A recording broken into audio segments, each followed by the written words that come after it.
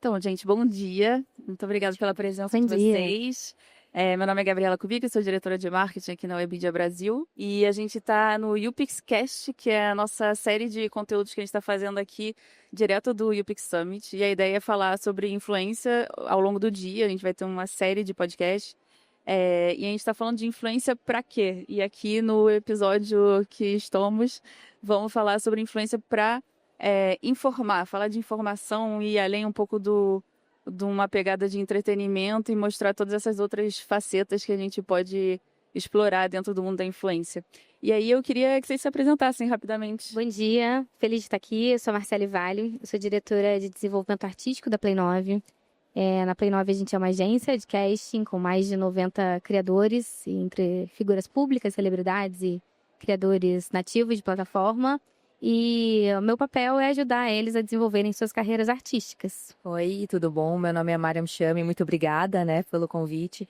Eu sou uma brasileira muçulmana, até coloco no meu perfil que não precisa voltar para o seu país porque ela já está nele. Eu sou uma influenciadora, criadora de conteúdo, sou nutricionista de formação, mãe, esposa, filha, e eu falo um pouco sobre a minha cultura, a minha religião, tentando quebrar os preconceitos que as pessoas têm sobre.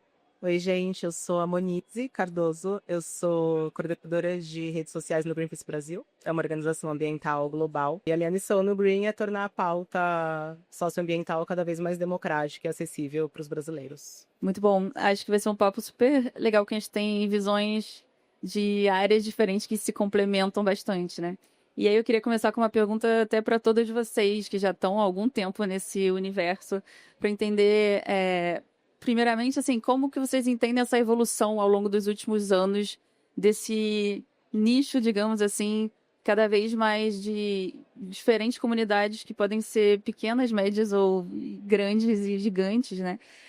E como tratar esse lado da informação, da credibilidade, vem mudando ao longo dos anos, né? Porque eu acho que a gente começou nesse universo de influência com umas blogueiras, assim, digamos, muito mais de lifestyle, algo muito mais geral, e a gente está hoje em dia com uma granularidade gigante. Eu queria entender do lado de vocês como vocês percebem essa evolução. Eu acho que quando eu comecei, na internet a criar conteúdo, ainda não tinha esse tipo de conteúdo de tanta informação. Na minha época, eu lembro que tinha muito maquiagem, muito moda, muita dublagem, dos vídeos.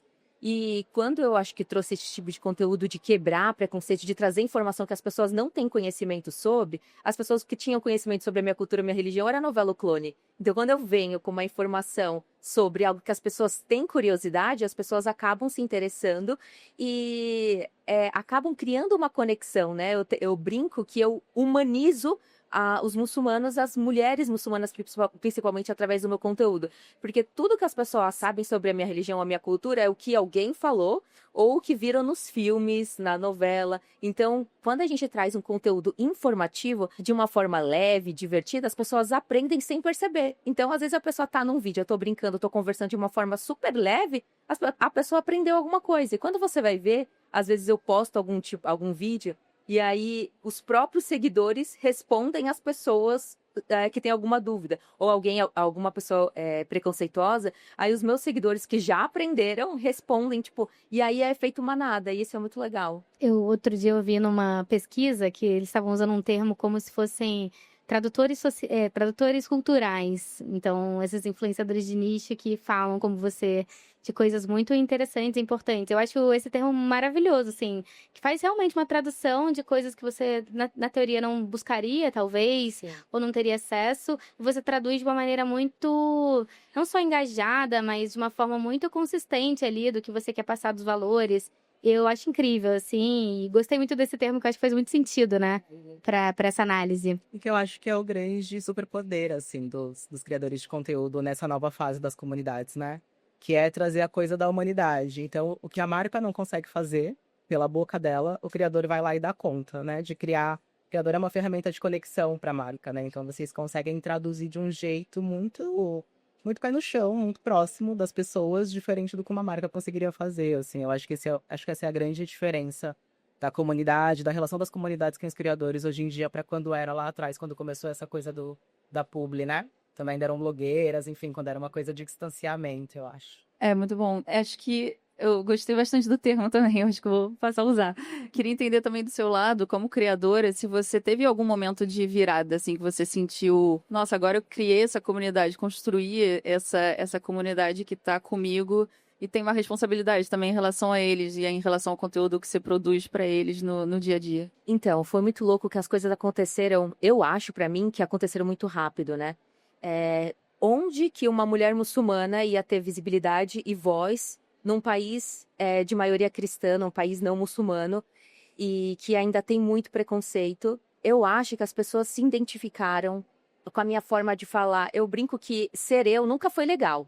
E aí, quando eu passo a ser eu na internet, acabou sendo legal, né?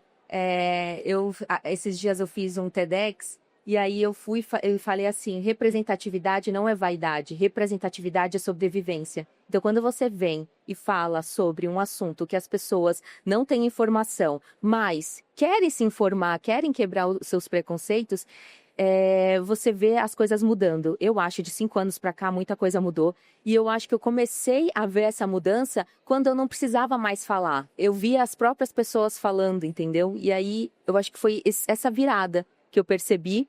E quando as pessoas me abordam nas ruas, mais de 90% do meu público não é muçulmano. E essas pessoas não muçulmanas se sentem representadas por mim. Porque independente da minha religião ou da minha cultura, da onde eu vim, somos todos iguais. Eu sou uma mulher que tem os mesmos gostos que outras mulheres. A gente acaba se identificando em muitas coisas. Eu, por exemplo, sigo influenciadores que são de N religiões. Às vezes nem sei a religião da pessoa, mas eu me identifico com a pessoa. Eu acho a pessoa interessante e eu acompanho ela. Eu acho que é a mesma coisa que acontece comigo. Mas tem uma coisa muito engraçada que as pessoas chegam em mim e falam assim: ai, eu sou cristã, mas eu gosto de você. Como se ela, se for cristã, não pudesse gostar de mim, mas é involuntário que as pessoas falam, mas eu acho engraçado esse tipo de fala. Mas é muito interessante, muito legal estar nessa posição e podendo levar informação e muito respeito. Eu acho que uma das bandeiras que eu mais carrego é respeito. Eu sou uma pessoa que respeito todo mundo, as minhas falas, os meus conteúdos nunca foi de uma forma agressiva, e eu acho que as pessoas acabam se identificando com isso. Acho que a gente é sempre muito mais do que um nicho só, uma comunidade só, né? Que se encaixa em vários assuntos, em vários centros de interesse diferentes, né? Bonisa, eu queria agora uma pergunta mais para você. Assim, eu fico imaginando dentro do Greenpeace devem ter muitos... Esse é um assunto denso, que pode ser muito complexo, que 1000 relatórios e, enfim, muita informação. Como que é esse desafio do seu lado para conseguir traduzir isso de uma forma que seja relevante e interessante para o público, de uma forma simples o suficiente para as pessoas entenderem, mas também não simples demais para esvaziar o conteúdo, né? Porque eu acho que deve ser realmente um grande desafio. É um desafio gigantesco, assim. E é a grande missão hoje do time de redes sociais do Greenpeace Brasil. É um assunto denso, é um assunto maçante, é um assunto chato mesmo, muitas vezes. E a gente sempre parte da premissa de que quem tá do outro lado não faz ideia do que a gente tá falando. Isso não é um jeito de subestimar a audiência, pelo contrário, mas sim de admitir, de entender que, de fato, tem pessoas que não fazem ideia do que a gente está falando, porque, infelizmente, a pauta socioambiental, ela não está pulverizada no Brasil da maneira como deveria, assim, para as pessoas, né, para o brasileiro em geral. Então, quando a gente parte do princípio de que a outra pessoa não faz ideia do que a gente está falando, a gente consegue atingir todo mundo. Quem não faz ideia de fato e quem já tem alguma ideia daquilo e quem manja muito, né?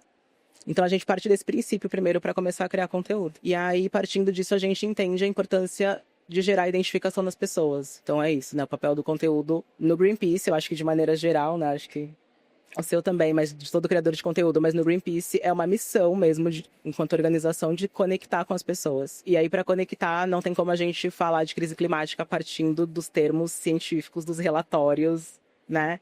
Não tem como. Então a gente parte daquilo que é o dia a dia. Então, o azeite está mais caro é uma consequência da crise climática, né? Esse calor, essa chuva, essa enchente que alaga o metrô, que você não consegue voltar para sua casa, é uma consequência também de crise climática. Então a gente sempre busca artifícios para conseguir conectar com essas pessoas. O humor é uma das ferramentas de identificação que a gente tem usado muito e tem dado muito certo. O brasileiro ama chorar, o brasileiro ama rir. Acho que são 2 emoções assim que estão muito presentes nas redes sociais, traduzidas da personalidade do brasileiro. E a gente tem usado muito isso no Greenpeace e tem dado muito certo. Então as pessoas começam dando uma risadinha quando elas vêm, elas estão entendendo um pouco mais sobre o que é a crise climática. E tem sido ótimo, assim, ver, de fato, o conhecimento do brasileiro e o conhecimento da nossa audiência amadurecer com o tempo. Mas é isso, ferramentas de conexão e de identificação. Eu acho que o que ela faz é muito parecido comigo, né, também, porque religião é coisa chata, né? As pessoas não querem ficar sabendo de religião, ninguém quer ficar sabendo Do outro, principalmente, do né? outro, e também ninguém quer ficar sabendo, às vezes, sobre natureza, sobre meio ambiente. E aí, quando você traz de uma forma divertida, a pessoa aprende sem perceber. E aí, o óbvio tem que ser dito. A gente tem que Eu sempre parto do princípio que os óbvios devem ser ditos, porque às vezes é uma coisa tão óbvia pra mim, mas pra você não é. Pra mim, que sou muçulmana, muitas coisas são óbvias, mas pra quem não é, não é. E pra pessoas que estudam, que sabem, é muito óbvio. Mas pra outros, então a gente tem que tratar todo mundo como se ninguém soubesse nada, né? Com certeza, eu acho que realmente tem essas coisas muito óbvias do dia a dia, que eu acho que eu pensando do seu lado também, na hora de trazer isso para um público massivo, e que você não é criadora, né? Você é um ponto de contato ali no meio dessa conversa. Queria entender do seu lado, pensando mais, assim, em negócios também, como que você enxerga o valor, assim, digamos, dessa credibilidade versus, que não necessariamente são opostos, né? Às vezes caminham juntos, às vezes são diferentes, mas em que momentos vale mais a pena um criador que tenha talvez um assunto mais amplo e que fale, né, com um público mais massivo, e em que outros momentos é mais valorizada essa questão de um nicho mais específico, informativo, etc. Eu acho que os criadores que informam, eles são ativos diferentes do entretenimento, né? Um outro tipo de ativo. E a gente tem também na Play 9 alguns criadores que falam principalmente de ciência, de coisas do dia a dia que são importantes, mas com toda uma base técnica especializada por trás. E eu acho que esse ativo diferente, ele traz o principal ponto, que é a credibilidade. Às vezes a marca ela não tem, ela quer entreter, ela quer falar do cupom de desconto, ela quer falar de, né, alguma promoção, vira uma conversa muito rasa. Mas quando a marca entende que tem um outro lugar ali para acessar essa comunidade, a credibilidade que você passa, né, o espaço que você ocupa na vida dessas pessoas, ela alcança um lugar diferente mesmo de construção, né? Vira um alicerce. Aí eu acho que o marketing de influência, na verdade, vira o alicerce da marca. Não vira só uma campanha de comunicação. Ele vira um ativo ali para construção de imagem, de marca, de pegar esses valores, por exemplo, em conjunto, né? Porque no final você está falando de religião, está falando de ciência, mas você está falando também de valores muito construídos sobre respeito, sobre a comunidade. E isso vira uma coisa que vai construindo com a marca ao longo daquele crescimento de marca também. Antes de estar do lado dos influenciadores, eu estava do lado da marca. Eu fui muitos anos anunciante. E aí, quando eu virei essa chave, virei essa cadeira, na verdade, eu percebi muitas coisas que eu não fazia, que eu poderia fazer, essa recorrência, essa construção de comunidade. Acho que às vezes no meio publicitário a gente fica muito voltada a buscar novidade, quem tá bombando agora, quem tá no hype, o que eu vou trazer de diferente esse formato, essa plataforma. E a gente não usa o criador como uma construção ali de branding mesmo, que é uma construção de valores de longo prazo. Tem muitas marcas que já estão nesse caminho, assim, para também trazer um pouco de uma visão mais otimista. Eu vejo algumas marcas buscando os criadores para serem parceiros de inovação, na busca de trazer outros significados. Mas existe um caminho ainda, acho que para as marcas entenderem que essa consistência, essa recorrência, essa comunidade, ela vale muito para uma construção de médio e longo prazo, né? E não só... Por exemplo, eu acho que a credibilidade vale muito mais com um pico momentâneo de views. Então, é uma discussão ainda muito latente, mas que está aos poucos se desenvolvendo. Eu acho que o nosso papel como Play 9 é ajudar a profissionalizar esses criadores também para sentar na mesa e entender o que eles estão construindo para além da publi, né? Não, você falou de picos, né? E aí eu acho que passa muito por acompanhar algumas trends, algumas coisas assim. E aí eu até queria puxar pro seu lado, assim, de criadora também. Por justamente você ter um assunto que às vezes é mais denso.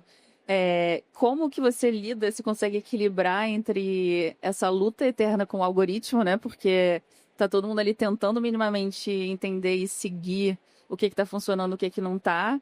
Mas também sem justamente perder sua essência do que você fala, sem entrar em qualquer trend. Como que você escolhe, como que você trabalha isso no dia a dia? Eu acho que desde o início que eu entrei pra internet, eu acho que eu soube lidar muito bem com o algoritmo.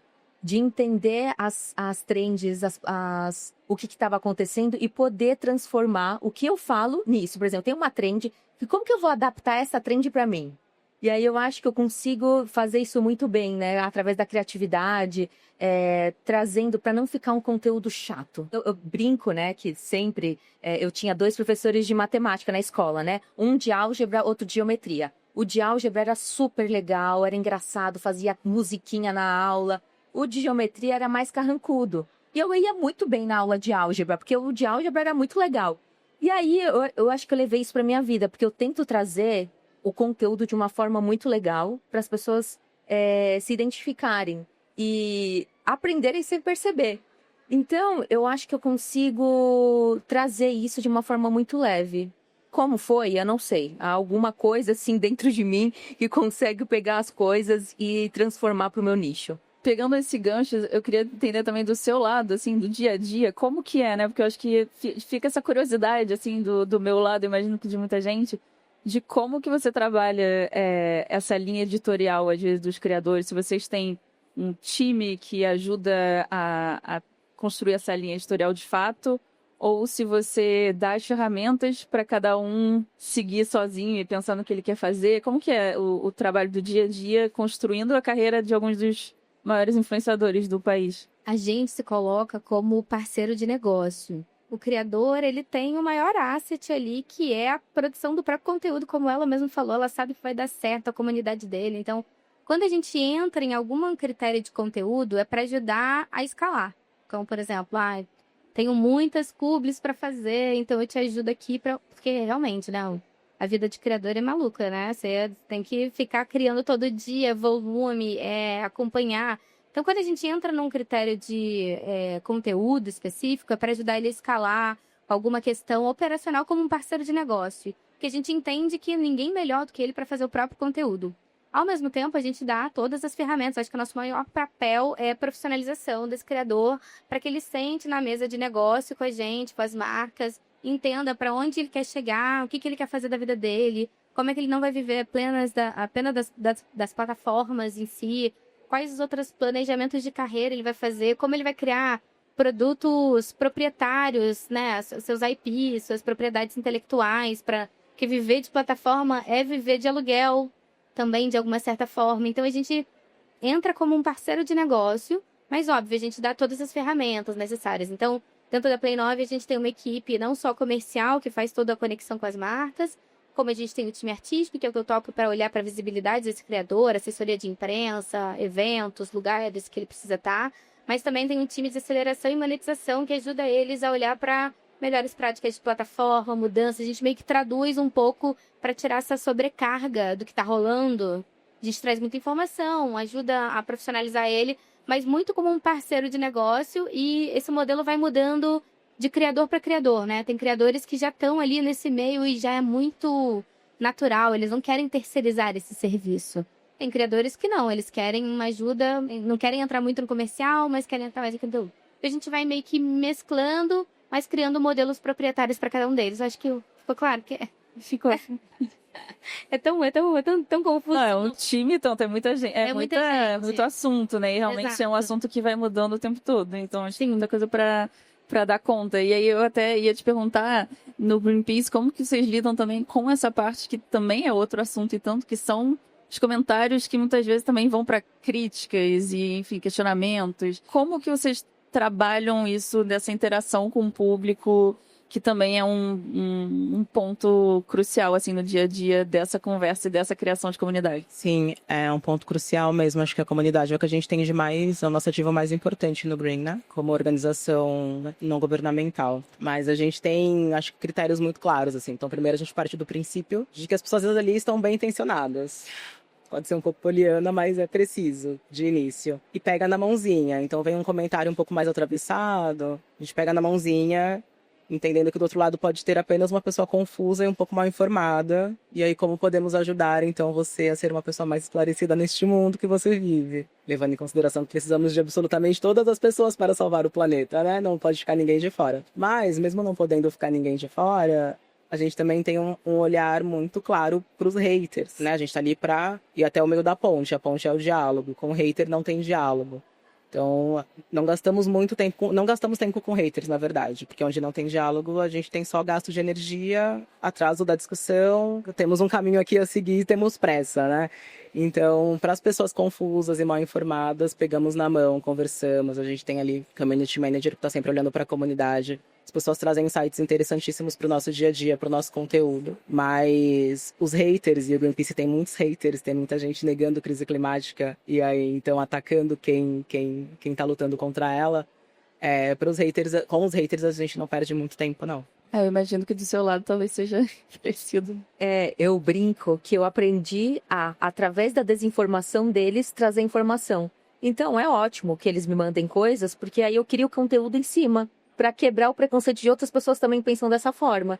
Mas, como ela disse, também não dou muita atenção, né? A gente tem que dar atenção para quem gosta, para quem engaja, para quem te respeita. Aí, pessoas que são totalmente agressivas, desrespeitosas, eu não posso fazer nada, né? Não sou eu que vou dar educação para essas pessoas, né? Agora uma outra pergunta que eu acho que é uma pergunta às vezes mais complexa, assim, que eu acho que todo mundo se questiona pensando na criação de conteúdo como um negócio, né, como uma indústria, como que a gente monetiza, que eu acho que é um ponto importante, mas como que a gente monetiza esse tipo de conteúdo que às vezes também tem esse lado de uma credibilidade mais forte do que alguns outros nichos, assim, uma autoridade ali que foi construída às vezes a duras penas, assim, né, eu acho que não é uma coisa que se constrói de um dia para o outro. Como monetizar, como escolher parcerias interessantes que também não vão jogar contra, né, no final das contas, porque as pessoas estão muito ali de olho, falando, mas você não falou isso, agora tá fazendo aquilo, tá se vendendo para uma marca, enfim. Como que vocês lidam eu acho que isso é para todas as três, na verdade, como vocês lidam com esse tipo de situação? Eu acho que você, como criadora, você empresta para a marca o que você mais tem, que é a credibilidade. Então, quando você se coloca como um negócio e o seu principal pilar é a credibilidade, você não pode perder, porque você vai perder tudo, né? Você vai perder sua comunidade, você vai perder as marcas que te apoiam, você vai perder o que você construiu ali, que é o engajamento que você precisa. Eu acho que, assim, você tem que se avaliar como esse empresário, entendendo o seu futuro de negócio mesmo. Então, lá na agência, a gente parte, assim, a partir do momento que o criador entra, a gente já tem quase que um checklist mesmo do que ele está apto a fazer, do que não está, os territórios que são mais naturais para ele estarem. Obviamente, ao longo do caminho, ninguém é só um nicho também, vão aparecendo outras oportunidades, a gente vai se abrindo para elas, mas a gente sempre parte de territórios, de parcerias, de marcas que tenham a ver com o dia a dia daquele criador e com os valores que ele apresenta. E a partir disso, acho que toda a sua carreira vai crescendo, você vai expandindo e você vai se abrindo, mas sempre com esse olhar criterioso de que você não pode perder o que você mais tem. Que é isso, acho que é quase o alicerce ali de todo o funcionamento, né? Isso é verdade. Desde o início, colocar os seus valores. Eu, desde o início, me posicionei colocando quais são os meus valores e o que eu não abro mão de fazer, o que não abro mão deles. Por exemplo, por dinheiro nenhum do mundo eu faço tal coisas. Então, e as pessoas que me acompanham já sabem. E quando você tá tão forte no que você acredita, você não perde essa sua credibilidade, né? Porque você não é só o que você fala, você age também. Então, não é aquilo, ela só tá falando isso. Não, a vida dela é assim, ela vive dessa forma. E aí é muito fácil, né? Você não perder a credibilidade quando você não abre mão dos seus valores. O Green tem um desafio que acho que dois grandes medos, assim, dos criadores de maneira geral. Um é falar algo errado, porque é um tema difícil, de novo. Então, se queimar por falar algo errado, por parecer raso, enfim. E o outro o Greenpeace, por ser uma organização que sobrevive de doação apenas de pessoas físicas, a gente, por vezes, fala mal de marcas, né? E aí, isso é ruim para muitos criadores, porque eles podem, né, perder ali futuras oportunidades de negócio, de publicidade. Então, a gente tem esses dois desafios. A gente brinca que no Green é muito mais sobre hashtag parceria do que hashtag publicidade. Então, tem toda uma criação de conteúdo, de relacionamento. Não é na primeira DM, no primeiro e-mail, que o criador topa fechar com a gente uma parceria.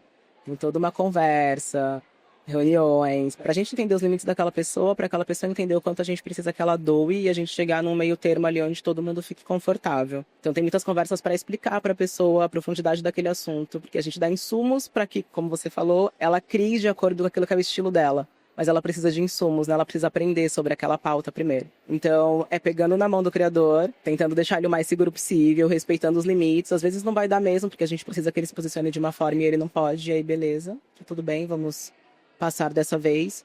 Mas é muito na base de uma parceria e de construir ali juntos um ambiente que faça sentido e que vá nascer um conteúdo parrudo, sabe? Adicionando uma coisa, só te complementando, eu acho que essas parcerias são imprescindíveis, né? Uma coisa que a gente fala muito com os criadores é o legado. Uma vez que você está falando não só de viver da publicidade, da plataforma, mas construir uma carreira de futuro, de imagem, você tem que deixar um legado. E muitas vezes é através de uma parceria, como o Greenpeace, né? Exatamente. Você tem que ter um legado que não necessariamente é sobre você criar o seu próprio movimento. Você tem que mostrar doações, porque sempre fica também nesse lugar do mas eu não quero mostrar o que eu tô fazendo, mas você tem que buscar parcerias interessantes, como o do próprio Greenpeace mesmo, para poder construir esse legado de valores também, que só vão te dando camadas mais interessantes ali, enquanto persona, enquanto, né, figura pública. Comunicador, né? Enquanto comunicador Exato. mesmo. E eu brinco que eu rogo um pouco uma prada, assim, com os criadores. E quem não estiver falando de crise climática nos próximos 2 anos, no máximo, talvez perca muitas outras oportunidades, assim. Então eu tenho essa sensação, é um assunto que a gente já não deveria estar ignorando, nenhum criador de conteúdo.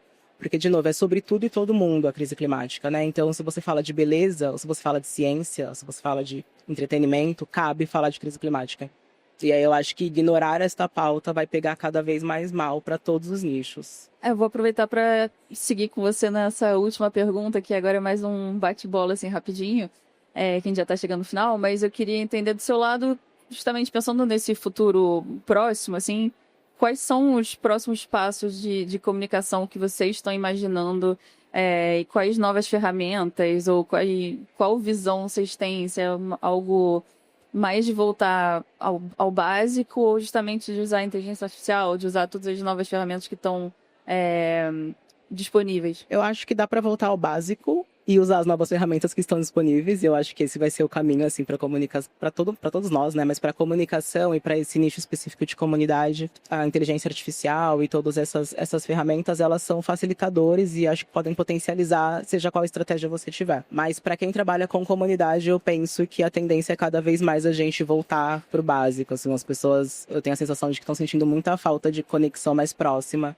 Então, essa coisa das experiências presenciais voltarem cada vez mais. Eu acho que é a tendência, inclusive, pra gente, assim, do terceiro setor, pra quem tá trabalhando com crise climática, ir pra rua, conversar com as pessoas. Porque fora da internet, gente, as coisas estão muito melhores do que na internet. Assim, o cenário é muito mais animador, as pessoas estão muito mais disponíveis, muito mais dispostas. E eu acho que se encontrar em pequenos grupos de novo, porque a comunidade digital, ela é o quê? O grupinho que se encontrava, sei lá, na praça pra conversar sobre alguma coisa, né? E aí a tecnologia facilitou isso. Agora tá dificultando um pouquinho às vezes, então eu acho que talvez voltar realmente pro básico, voltar para as origens, e a tecnologia vai facilitar de alguma forma esse caminho. E do lado de monetização, de novo, acho que queria também entender do seu lado, o que você entende nesses próximos passos agora, para esses conteúdos mais de nicho, quando a gente está falando de informação, etc. Se é ir para um lado de cursos, de comunidades pagas, são coisas que a gente tem visto e também que são mais nichadas, ou, enfim, é um mix de muitas outras possibilidades. Como que você enxerga, assim, esse futuro? Eu vejo que, eu acho que tem 3 grandes caminhos, né? O branded content vai continuar sendo o alicerce das marcas, onde eu acho que pelos próximos anos, né, as marcas continuam botando cada vez mais grana. Eu vi que a probabilidade de chegar em 500 bilhões no mercado ainda até 2030 é muito grande, assim, falando mundo, né? Então, isso acho que não vai fugir ainda muito das marcas continuarem nos mesmos formatos, o que a gente precisa fazer é melhorar esses modelos de parceria, esse formato de valorização ali do criador com essa consistência, com essa credibilidade. Mas eu vejo o caminho, sim, de comunidades pagando cada vez mais. Isso acontece muito nos Estados Unidos já, né? Dos criadores não necessariamente viverem das relações com a marca, mas viverem de relações com os próprios assinantes ali de conteúdos pagos. Não sei até que ponto isso no Brasil vai acelerar tão rápido pelas questões sociais brasileiras, mas é uma grande discussão que eu vejo no mercado. E eu acho que tem um outro caminho que não necessariamente é sobre só criadores que informam, que são os criadores serem donos mesmo de propriedades intelectuais, né? Então, vejo os criadores saindo só das plataformas, mas criando produtos, conteúdos seja infoprodutos, seja para ir para streaming, seja para poder ocupar em outros lugares ali com seus conteúdos, serem comunicadores, né, para além das plataformas de novo. Então, eu acho que é uma grande discussão que tem acontecido hoje no mercado, não só necessariamente sobre IPs de audiovisual, mas licenciamentos de produtos e tudo mais. Cada vez mais os criadores estão indo para esse caminho. E o nosso papel também aqui, nesse lugar da profissionalização, é entender esse mercado e buscar parcerias também nesse outra frente da indústria, que sejam parcerias valiosas para os dois lados, né? Então, que sejam sustentáveis. E por último, agora eu queria que você desse um conselho para alguém, algum criador de conteúdo que esteja também começando nesse caminho de querendo construir uma comunidade sólida, trazer um assunto tão relevante, denso, importante. Eu tenho certeza, que você tem que ser você. A primeira coisa é ser você, não tem que mascarar alguma coisa, tentar agradar os outros, eu vou tentar agradar as pessoas. Porque quem quer agradar todo mundo acaba não agradando ninguém, né? Não tem como você agradar todo mundo. Então, seja você, seja genuíno, não só fale, mas pratique o que você fale. E você tem que se dedicar. Tem que postar. No meu início, era vários vídeos no mesmo dia. E aí, assim, você vai aprendendo e vai testando o que vai funcionar. Às vezes, um tipo de coisa não funciona com você. Quando eu comecei lá atrás, comecei fazendo vídeo de maquiagem. No início, a maquiagem só não era pra mim. Mas quando eu comecei a criar conteúdo falando da minha cultura, com religião, aí entrou a maquiagem, entrou moda. E aí, às vezes, você não é só uma coisa. Na verdade, ninguém é só uma coisa. A gente é um conjunto de coisas. E aí é isso. Vai se mostrando, se joga, não tenha medo do que os outros vão pensar, vão falar. Se eu tivesse me preocupado, se eu tivesse parado, quando as pessoas começaram a falar sobre mim, eu não teria chegado onde eu cheguei. E ainda, se Deus quiser, mais ainda. Então, a gente não tem que se preocupar com os outros. Se você acredita numa coisa, na sua ideia, vai em frente. Perfeito, gente. Acho que realmente, como se falou ainda há pouco, às vezes o básico tem que ser dito, né? E no final das contas, o básico é muito sobre isso, ser você mesmo, assim, né? Ter essa essência. Eu acho que criar esse conteúdo, óbvio, com responsabilidade, com seriedade, não sair inventando coisa, mas cada um sabe tem algum nicho ali, alguma coisa que consegue falar com mais propriedade e seriedade, né? Então, realmente, muito obrigada pela participação. Esse foi o YouPixCast que a gente está fazendo aqui no YouPix Summit. Todos os episódios depois vão estar no nosso Spotify, no YouTube. Quem quiser ver, vão ter vários outros episódios e vários assuntos interessantes ao longo do dia. Obrigada.